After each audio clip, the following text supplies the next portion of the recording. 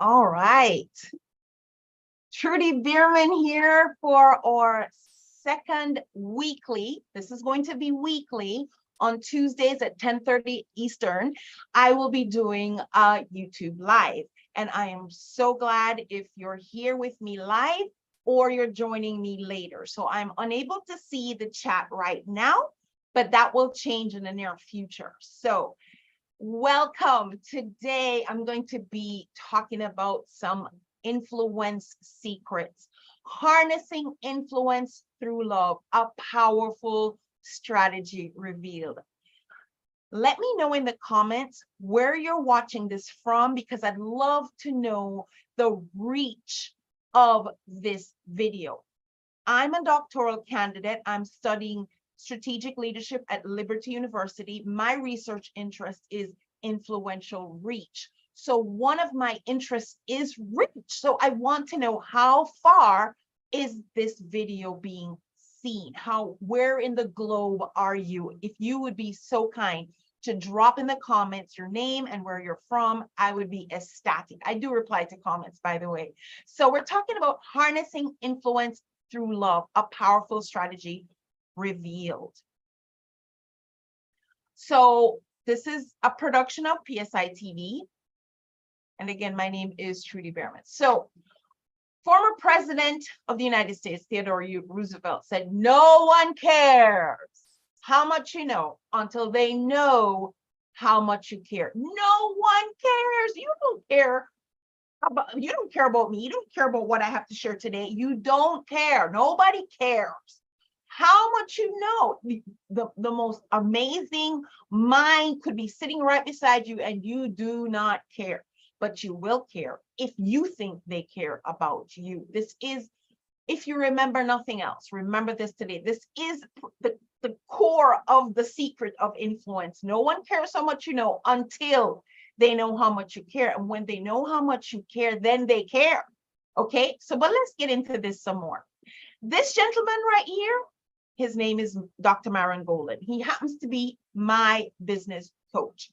And it's interesting, this picture was taken the first day I met him. I never knew of him before, never heard his name. The joke of it is he's local to Tampa, right where I live, but I never came across him, never heard his name, never saw him anywhere that I'm aware of before. But the event behind us is Life Surge. This is a Christian event that was touring the country.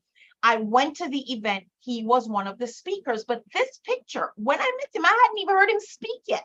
So this gentleman was out and about in the audience, and I saw a crowd gathering about him. Now, there were other leaders speaking that day, Tim Tebow, the guy from Chick-fil-A and so forth, the lady from the Annie, the Pretzels.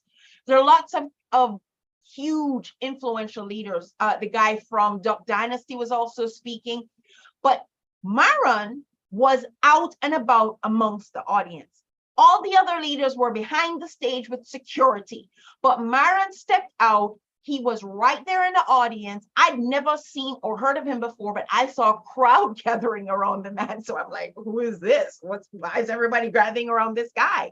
And so I came in closer and I saw a young lady. I said, who is this guy? She says, he's one of the speakers. So I said, I'll take a picture with him since the opportunity was there. So I took a picture with him. I had not heard him speak yet.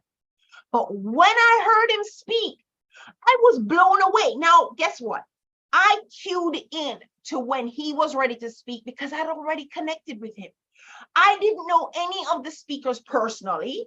I had heard of the others. I hadn't heard of Myron. I'd heard of Tim Tebow. I'd heard of the Duck Dynasty guy. What's his name? Willie Roberts or something. But I had not heard of Myron Golden. But because I connected with Myron before he spoke, I keyed in.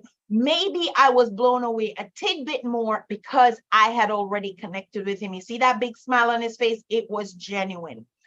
One of the things he said when he spoke also has sat with me. Now, I've become a client of his.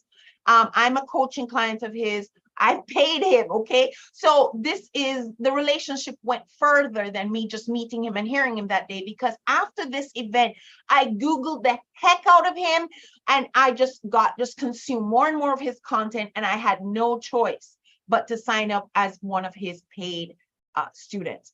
But he said on the stage that day, and he's lived out before my eyes, don't love the money and use the people.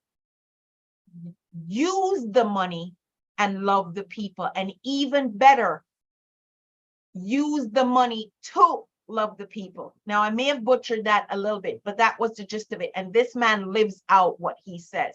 Love was a huge piece of his influence, and he has truly shown that to me. Now, the thing is, I am a Christian. Oh, by the way,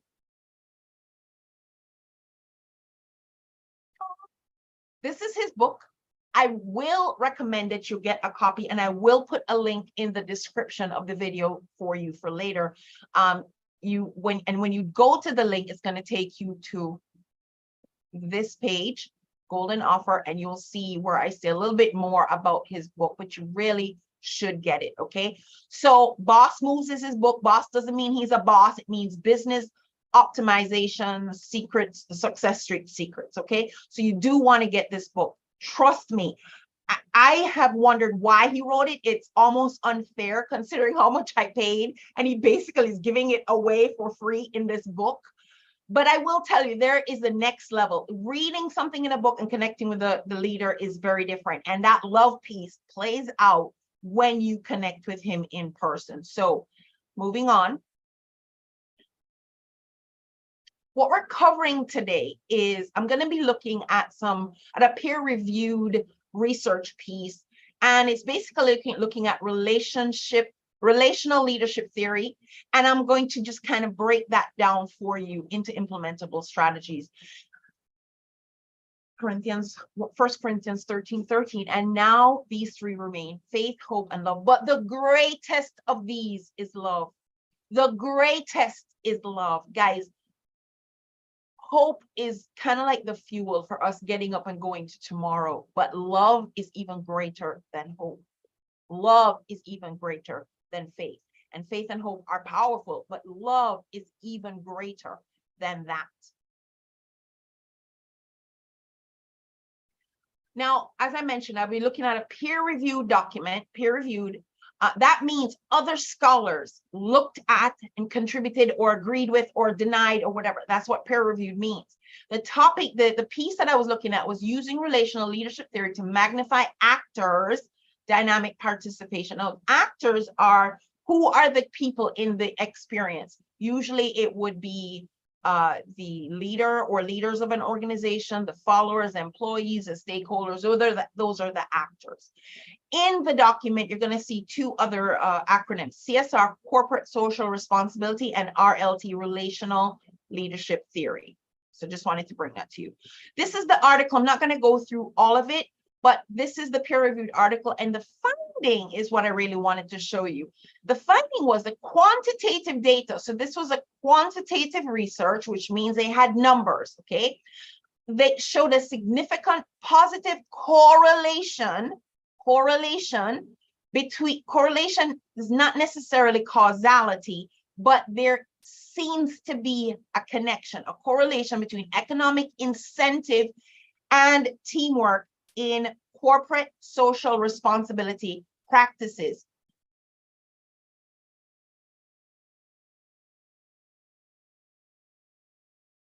The two main drivers were responsibility and convenience, and it was tied to relational leadership theory. Relational leadership theory, just to give you kind of like an understanding of it, it emphasizes the importance of building positive and high quality relationships between leaders and followers. Now, the leader and follower is called the leader-member exchange. Sometimes that's how we refer to it in scholastic documents. But the high quality relationship is what I'm talking about, the high quality relationship, because leaders can sometimes have two groups of followers. You have in-group and out-group. Now, the in-group, you can also, the in-group is going to have the more high quality exchange of a relationship between the leader and the follower. Remember now, followers can refer, now don't think of social media followers, okay? It's not just that. In academia, followers is anyone that you have influence over, and in the organizational or leadership space, it would be who are the the other employees, lower level leadership, lower level team members, even your clients and customers, stakeholders, all of that. Okay, so you have the high quality exchange with the in-group, and then you have a more formal transactional relationship with the out-group. Which one you think is experiencing love or a sensation of connection? The high quality in-group or the transactional out-group? So you will be correct when you feel that you go into an environment and there are cliques, so to speak. Cliques is the way that a lot of us talk about who are in the in-group and who's not in the in-group. They're in the clique, okay? So if you're in the clique, you have a positive and high quality relationship with the formal or informal leader of the group. So maybe leaders, if you really want to impact the people about you, there are things you can do to improve the quality of the relationship of those you meet with. So I remember years ago, I used to be a wallflower. I mean, I was so scared. I know you probably wouldn't believe that now, but I was so scared of connecting with other people. I remember very clearly, I was to receive an award from my church for my activity in Sunday school, whatever. And the lady at the front of the church was handing out their award. And I was to walk up, shake her hand and collect it. And I was freaking out in the pews with my mom. I did not want to walk out, be seen, go up. I was just like, just going crazy. Another time when in my high school, we had a Miss St. Hugh's competition. I was in school in Jamaica, Miss St. Hugh's competition. It was not a beauty contest, guys. Although, people do tend to be attracted to attractive people, however you want to define attractiveness. So this competition was about our leadership within the school. I was a leader. It was called a prefect in the school. And so I was a leader, and I was one of those selected to be a part of this experience. And I had to also give a speech, and I had to do talent. Well, I practiced my song. Practice. I knew I was going to be nervous. I figured more practice would help. I went up on that stage, guys, and I saw the sea of faces in front of me, and I froze. The music started, and I was just staring at the people with my wide open eyes. They gave me another chance. They started the music again, and I froze. And one of the teachers just kindly said, "Okay, Trudy, it's okay," and carted me off the stage. But the point is, guys, that when it comes to leaders, it can be a formal relationship, it can be an informal relationship. But if you have, whether it's formal or informal, there will usually be somebody who is a leader, and the relationship that you have with the people is going to impact. So naturally, I didn't win the competition, even though I had the highest scores from the student voters, because it wasn't just about it wasn't just about the other things. I was just missing in that capacity at the time. Not anymore, but at the time. Corporate social responsibility is another thing that came up in that study, and that refers to the commitment of the company. But beyond the legal compliance, corporate social responsibility aims to create a positive social and environmental impact. Right back to that positive impact. Okay. Now, when we're talking about leadership and success in leadership, a lot of the times businesses are failing because we just are not connecting with those the employees, the customers, and so forth. So guys, when I'm talking about influence and influential reach, this is an important space to me, because too many businesses are failing before year 7, according to the Small Business Association. And a lot of times we're blaming it on money. Okay, if money is the problem, why is money the problem? Because we're not making it, and we're not making it because we're not connecting with the people, and we're not connecting with the people because we're not resonating with them, and we're not resonating with them because we have not loved them. People don't care how much you know until you know how much you care. It seems like a long rabbit hole, guys, but until you get to the core of the matter, all you're looking at is the outcome, but not the cause. I'm not into the band-aid mechanism here, guys. We're going to solve this problem together.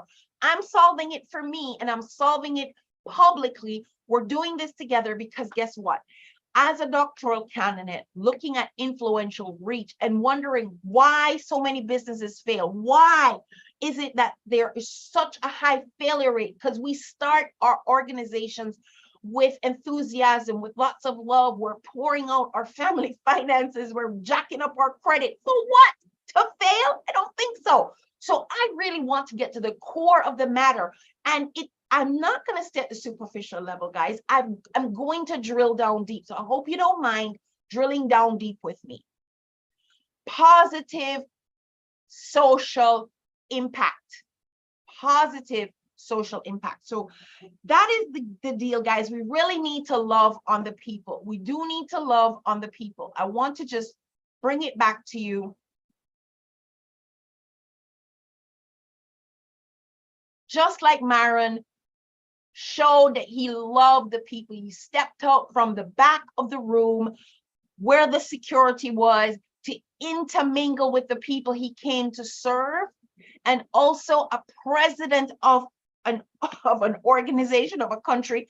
You know, there was a time where America had we the people and those in public service, civil servants. I'm not sure that that's there anymore. I think what is happening with too many people who have been moved into leadership is that they forget the servant mentality, that we're here to serve others and become, we take on a boss persona. And when you take on a boss persona, you're going to lose the people. You're going to lose them. They voted you in, they selected you, or you started the organization and hired people and couldn't keep them, can't connect to the audience. You need to love the people. You need to serve the people. No one knows how much you care until they know. No one cares how much you know until they know how much you care. Guys, this is the leadership relationship theory in a nutshell. We do need to love the people. Trudy here, super simple to find. I do want you to really get Myron's book. I will put a link for you in the description of this video. Get a copy of the book, guys. This man is the real deal. He is my business coach. I am promoting this book. I mean, honestly, you know, I have my own books, but I'm promoting his. Why? I am sold on a man who lives and what he teaches. Lives what he teaches. Get your copy of Boss Moves. And the link will be there, guys. I'm promising you. I paid thousands, close to $30,000 to learn what he's sharing for what $29.95 plus shipping and handling in this book. It's a steal. It is a steal. All right, guys. So thank you so much for joining me today. Trudy Bierman here. Super simple to find. Like, comment, share, subscribe. Remember to tell me where you're watching this from, because influential reach, the reach piece is so important to me, guys. The influence is only going to happen if you resonate with the message, but the reach, how far is this going? Share it and let it go even further, because this is part of what I'm studying. This is going to be part of my doctoral research project. And it's, you know, I'm doing the work along the way. So help me out with that. I really would appreciate it. And buy the book.